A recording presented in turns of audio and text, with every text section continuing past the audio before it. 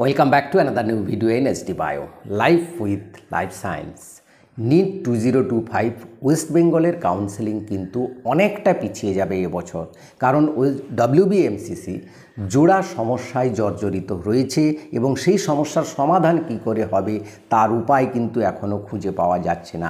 কি সেই সমস্যাগুলো সেই নিয়ে বলবো, এবং তার সঙ্গে অল ইন্ডিয়া কাউন্সেলিং যে সাতবার পরিবর্তন হলো, সেই পরিবর্তনটাকে অনেকে কিন্তু খুব সন্দেহর চোখে দেখছেন যে এর মধ্যে একটা বিরাট স্ক্যাম কি জড়িয়ে রয়েছে, সে নিয়েও আলোচনা করব। এবং স্টেট র্যাঙ্ক ওয়াইজ ওয়েস্ট বেঙ্গলে প্রত্যেকটা ক্যাটাগরি ওয়াইজ কত স্টেট র্যাঙ্কে কত কীরকম কলেজ পাবে কি পাবে না সে নিয়ে আলোচনা করব, first round, second round, third round ধরে। কারণ এখন তোমাদের আর অল ইন্ডিয়া র্যাঙ্ক কিন্তু কোনো কাজে লাগবে না। তাই সেই কত অল ইন্ডিয়া র্যাঙ্কে কত স্টেট র্যাঙ্ক হবে তোমাদের, এবং কত স্টেট র্যাঙ্ক হলে তুমি গভর্নমেন্ট কলেজ পাবে কি পাবে না, থার্ড রাউন্ড পর্যন্ত আলোচনা করব। তাই ভিডিওটা অবশ্যই শেষ পর্যন্ত দেখো, ভালো লাগলে লাইক করে বন্ধুদের শেয়ার করে দিবে, চ্যানেলে নতুন হলে চ্যানেলটা সাবস্ক্রাইব করে নিও। দেখো, প্রথমেই আসি আমরা অল ইন্ডিয়া কাউন্সেলিং 21শে জুলাই থেকে পর 7বার মানে কাউন্সেলিংয়ের ডেট চেঞ্জ করেছে। তাই অনেকের বাবা মারা অফিস আদালত থেকে ছুটি নিয়ে এসছে, তারপরে বিকেলবেলায় বাড়ি ফিরে এসে দেখে যে কাউন্সেলিং ডেট চেঞ্জ, তারা নানা রকম সমস্যায় জর্জরিত হয়েছেন এবং এই নিয়ে কিন্তু খুব সন্দেহ প্রকাশ করছেন যে তাহলে কি এর মধ্যে বিরাট কোনো স্ক্যাম জড়িয়ে আছে। দেখো, প্রত্যেকবার যতবার এমসিসি ডেট চেঞ্জ করেছেন প্রত্যেকবারই কিন্তু তার একটা কিছু না কিছু কারণ নির্দেশ দিয়েছেন। কোথাও ইলেকট্রনিক গ্লিচ, কোথাও সার্ভার প্রবলেম, কোথাও স্টুডেন্টের রিকোয়েস্ট, নানা রকম সমস্যা দেখিয়েছেন এবং 7বার চেঞ্জ করে 21শে জুলাই থেকে 7বার চেঞ্জ করে 7টা কারণ নির্দেশ করে সে 7 মার পালোয়ান হয়ে বসে আছে। এইতে কিন্তু স্ক্যাম আছে কি না এখনই কোনো কিন্তু বোঝা যাচ্ছে না বা এই নিয়ে বলা যাবে না। কারণ আমরা বিগত বছরগুলোতে দেখেছি এনটিএ এবং এমসিসি বিভিন্ন স্ক্যামের কিন্তু জড়িয়েছিল যেগুলো পরে প্রকাশ পেয়েছে। এমসিসি গত বছরের বিরাট বড় স্ক্যাম তোমরা জানো, 22 লাখ র্যাঙ্ক করেও উত্তরাখণ্ডে গভর্নমেন্ট কলেজ পেয়ে যাওয়া, সে নিয়ে ভিডিও দিয়েছি, তোমরা অবশ্যই দেখে নেবে সেগুলো, বা দেখেছো প্রচুর ছেলে মেয়ে। তো সেই যে এই স্ক্যাম যে হচ্ছে না বা এখনই প্রকাশ পেয়ে যাবে তা বলা যাচ্ছে না, হয়তো 1 বছর পর জানা যাবে। তো সে নিয়ে আমাদের মাথা ঘামিয়ে লাভ নেই, আমাদের সতর্ক থাকতে হবে এই বিষয়ে বলে দিচ্ছি। তো এবার আছে ওয়েস্ট বেঙ্গল কাউন্সিলিং কেন পিছিয়ে যাবে, ডবল সমস্যায় কেন রয়েছে। প্রথম সমস্যা তো যেহেতু অল ইন্ডিয়া কাউন্সিলিং বারবার নোটিশ দিয়ে পিছিয়ে যাচ্ছে, সেই মতো তাদের ফার্স্ট রাউন্ডের না শেষ হলে আমাদের ফার্স্ট রাউন্ড শুরু হবে না, তো সেই জন্য একটা পিছিয়ে যাচ্ছে, এটা একটা কারণ।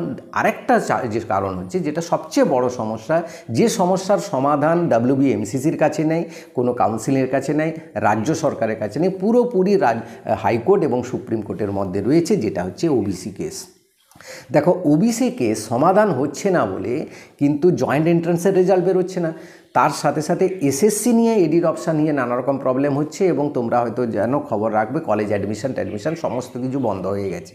সেক্ষেত্রে সেই একই প্রবলেম তো আমাদের WBMCCতে দেখা যাবে, সেই ওবিসি প্রবলেম। তো এরা কি করে অ্যাডমিশন করবে? এরা নিশ্চয়ই অ্যাডমিশন করতে পারবে না। তাহলে এরা যদি করে তাহলে এদের 7% ধরে করতে হবে, কারণ হাইকোর্টের অর্ডার দিয়ে দিয়েছে, যেটা নিয়ে রাজ্য সরকার আবার সুপ্রিম কোর্টে গেছে গতকাল, এবং গতকালের রেজাল্ট তোমাকে বলে দিচ্ছি। এর আগে সুপ্রিম কোর্ট, হাইকোর্ট এবং রাজ্য সরকারকে নির্দেশ দিয়েছিল যে 2 মাসের মধ্যে তোমাদের ওবিসিকে সলভ করতে হবে এবং সমস্ত অ্যাডমিশন প্রক্রিয়া শুরু করতে হবে। কিন্তু গতকাল যখন আবার হাইকোর্টের অর্ডার নিয়ে রাজ্য সরকার যায় সুপ্রিম কোর্ট প্রায় 1 মাস পর শুনানির ডেট দিচ্ছে। এই সুপ্রিম কোর্ট নিজেই যদি 1 মাস নিয়ে নেয়, তাহলে কিন্তু রাজ্য এবং হাইকোর্ট 2 মাসের মধ্যে প্রবলেম সলভ করবে কি করে? তার মানে তোমাদের কিন্তু অ্যাডমিশন ওয়েস্ট বেঙ্গলে পিছিয়ে যেতে পারে। হ্যাঁ, যদি 7% ধরে এগোয় তাহলে কিন্তু টাইমলি হবে। 17% ধরে যদি ওবিসি কেস নিয়ে এগোয় রাজ্য সরকার বা WBMCC, তাহলে কিন্তু তোমাদেরও কাউন্সেলিং পিছবে, যেটা জয়েন্টের ক্ষেত্রে হচ্ছে। তো এই যে পরীক্ষার ডেটগুলো পিছিয়ে যাচ্ছে, এতে কিন্তু যদি এভাবেই পিছোয়, এখন বর্তমান যা সিচুয়েশান, এরকম চলতে থাকলে পুজোর আগেও শেষ হচ্ছে না। এবার ওবিসি কেস নিয়ে যদি পেছোয়, তাহলে কিন্তু তোমাদের ফার্স্ট সেমিস্টারের ক্লাস কিন্তু 3 মাস 4 মাস পিছিয়ে যাওয়ার সম্ভাবনা রয়েছে। অর্থাৎ মাত্র 2 মাস পরে তোমাকে ফার্স্ট সেমিস্টার পরীক্ষা দিতে হবে। এই একটা জলজন্ত সমস্যা তোমাদের মধ্যে রয়েছে। তোমরা কিন্তু পড়াশোনাটা শুরু করে দিতে পারো, কারণ এই কাউন্সিলিং যাদের র্যাঙ্ক ভালো রয়েছে শিওর অ্যাডমিশন হবে, তাদের পড়াশোনা শুরু করে দেওয়া উচিত বলে আমি মনে করি। এবার আসি আমাদের কত র্যাঙ্ক থাকলে মানে অল ইন্ডিয়া র্যাঙ্ক কত থাকলে আমরা একটা স্টেট র্যাঙ্ক এক্সপেক্ট করতে পারবো এবং একটা মেডিকেল কলেজ এক্সপেক্ট করতে পারবো বিভিন্ন জেনারেল থেকে SC ST OBC সমস্ত ক্যাটাগরি নিয়ে। এটা আমরা স্ক্রিনে দেখে নিই। চলো তো দেখো, এটা হচ্ছে রাউন্ড 1 2024-এর all India rank, state rank কত ছিল এবং সিট কত ছিল। সিটের ব্যাপারটা বলি, এবছর কিন্তু এখনও পর্যন্ত যা নোটিশ রয়েছে সিট কিন্তু বাড়েনি, সেই একই সিট রয়েছে প্রত্যেকটা ক্যাটাগরিতে। প্রত্যেকটা সিট সংখ্যা দেওয়া আছে, তার সঙ্গে স্টেট র্যাঙ্ক কত হলে গভর্নমেন্ট কলেজ পাবে সেটাও দেওয়া রয়েছে। তো এবার এই সিট সংখ্যা বাড়ার কিন্তু একটা সম্ভাবনা রয়েছে, কারণ পিকেজি হয়তো থার্ড রাউন্ড বা স্ট্রে ভ্যাকেন্সিতে পিকেজি অ্যাড হতে পারে। তার সঙ্গে একটি গভর্নমেন্ট কলেজ রয়েছে যেখানে কিন্তু সিট সংখ্যা 50 থেকে 100টা বাড়ার সম্ভাবনা রয়েছে। যদি সেই সংখ্যাটা বাড়ে তাহলে এই র্যাঙ্কটা কিন্তু পরিবর্তন হবে, অনেকটা বাড়বে। এবং এবছর জেনারেলদের জন্য কিন্তু খুব একটা ভালো খবর নেই, কারণ ওবিসি যদি 17% কোটা না পায় তাহলে কিন্তু ওবিসিরা জেনারেলে যাবে, তখন কিন্তু জেনারেলের এই কাট অফটা কিন্তু ফার্স্ট রাউন্ডে অনেকটা কমে যাওয়ার একটা সম্ভাবনা রয়েছে। তো দেখি আমরা কীরকম ব্যাপারটা হতে পারে থার্ড রাউন্ড পর্যন্ত। জেনারেলদের ক্ষেত্রে আমরা দেখব গত বছর 39,522-এ স্টেট র্যাঙ্ক হয়েছিল 1890, ফার্স্ট রাউন্ড 1-এ এই পর্যন্ত গেছিল, মেডিকেল কলেজ শেষ হয়ে গেছে এবং সিট সংখ্যা ছিল 1367। ওবিসি এর ক্ষেত্রে দেখো এখানে 43,615, 21,124 এবং 318টা সিট নিয়ে লড়াই করেছিল ওবিসিরা। ওবিসি বিরা কিন্তু 48,443 র্যাঙ্কে 2,434 এবং 214টা সিটে তারা কিন্তু লড়াই করেছিল এবং এই র্যাঙ্ক পর্যন্ত ফার্স্ট রাউন্ডে গেছিল।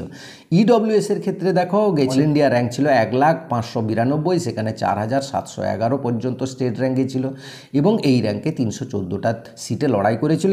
SC কিন্তু গিয়েছিল 1,54,275 এবং স্টেট র্যাঙ্ক ছিল 5,752, তারা লড়েছিল 679টা সিটে।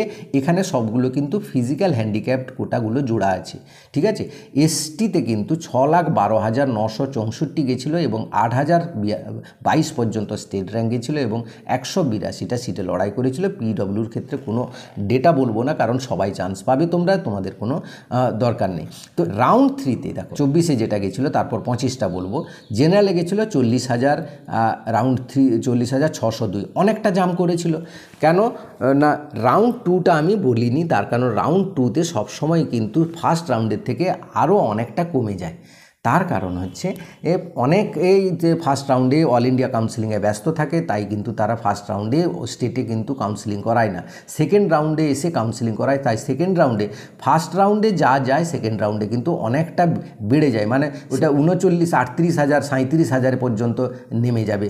বা ওবিসিরা কিন্তু 43 গেছিলো, এখানে 40,000 পর্যন্ত নেমে যায়। তাই এই সেকেন্ড রাউন্ডে কিন্তু বলার দরকার নেই, থার্ড রাউন্ডে কিন্তু বাড়বে। তাই থার্ড রাউন্ডটা নিয়ে লাস্ট পর্যন্ত এক্সপেক্টেড কাট অফ কত যেতে পারে, 40,000 গেছিলো 602 এবং স্টেট র্যাঙ্ক ছিল 1946, অনেকটাই বেড়েছিল। ওবিসি এর ক্ষেত্রে 44,333, 2172 কিছুটা বেড়েছে, প্রত্যেকটাতেই বেশ ভালোই বেড়েছে। ওবিসি বিরানা 2500 গেছিলো, সেখানে প্রায় 1,000 কাছাকাছি মতো বেড়েছে, তাই না। এবার দেখো EWS এর ক্ষেত্রে 1,826, সেখানে 4,719 গেছিলো স্টেট র্যাঙ্ক। SCর ক্ষেত্রে 1,58,000, অনেকটাই বেড়েছে, বেশ কয়েক হাজার জাম করেছে এবং 5,813 পর্যন্ত গেছিলো। STর ক্ষেত্রেও বেশ অনেকটা জাম করেছে, প্রায় 6,17,000, এখানে 8,035 পর্যন্ত। যেখানে দেখো 2025-এ কত যাবে সেটা কিন্তু একটা বড় কোশ্চেন, কারণ এবছর ওবিসি নিয়ে যে সমস্যা রয়েছে সেখানে কিন্তু সমাধানের ক্ষেত্রে কিন্তু একটা জটিল সমস্যা রয়েছে, তাই এরা কিন্তু জেনারেলে ঢুকবে। যদি স্টেট গভর্নমেন্টের সেকেন্ড রাউন্ড থার্ড রাউন্ডে যদি একটা মেডিকেল কলেজ বাড়ে, 50 থেকে 100টা সিট বাড়ে, তাহলে কিন্তু এখানে কিন্তু র্যাঙ্কটা কিন্তু অনেকটা বেড়ে যাবে। মানে সেটা 2,000-এর কাছাকাছি হয়ে যাওয়ার একটা সম্ভাবনা রয়েছে। আর ওবিসি প্রবলেম যদি সমাধান হয়ে যায়, তাহলে ওবিসি বির যে চেঞ্জ হয়েছে সেখানে কিন্তু অনেকেই ওবিসি সার্টিফিকেট হয়তো জোগাড় করতে পারবে না, সেই নিয়েও কিন্তু এই ওবিসিতে কিন্তু কাট অফটা নিচের দিকে নামার সম্ভাবনা রয়েছে। EWS এর ক্ষেত্রে সবসময় একটা ধোঁয়াশা থাকে যে কারা সার্টিফিকেট করেছে কে করেনি, তাই এটাই নিয়েও একটা বড় সমস্যা। SCর ক্ষেত্রে এইরকমই যাওয়ার সম্ভাবনা আছে। STর ক্ষেত্রে 8,035, 8,100 মতো বাড়ার সম্ভাবনা রয়েছে, এরকমভাবেই বাড়তে পারে। তো লাস্ট স্ট্রে ভ্যাকেন্সি পর্যন্ত থাকবে, হয়তো মিরাকেল হলেও হতে পারে। তো এই ছিল আজকের ভিডিওটা ভালো লাগলে অবশ্যই লাইক করে সবাইকে শেয়ার।